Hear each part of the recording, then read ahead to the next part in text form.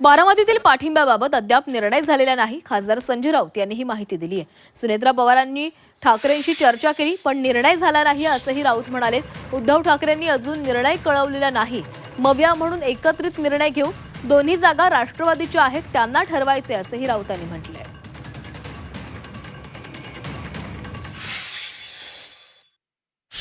उपमुख्यमंत्री सुनेत्राताई पवार यांनी उद्धव ठाकरे साहेबांशी नक्कीच चर्चा केली.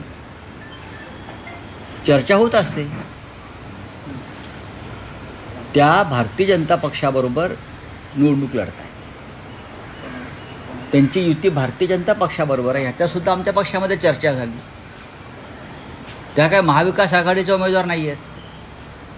त्या भारतीय जनता पक्ष आणि अजित पवार गट असे त्या संयुक्त उमेदवार असतील.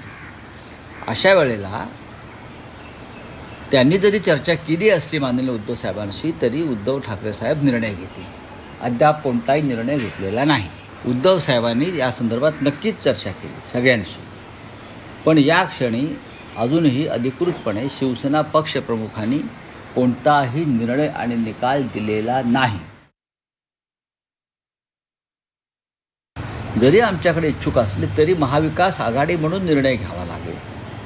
प्राजक्त तनपुरे तिकडले माजी आमदार आहेत. त्यांनी मागची निवडणूक लढवलेली आहे राष्ट्रवादी काँग्रेस पक्षाकडून.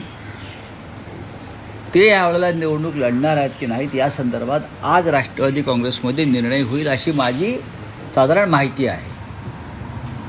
त्यानंतर आम्ही त्याच्यावरती निर्णय घेऊ. काँग्रेस पक्ष हा त्यानंतर राहील.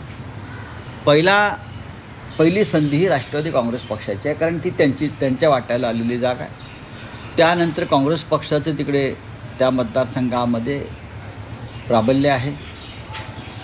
आमच्याकडे 3 उमेदवार आहेत. पण ही निवडणूक होईल.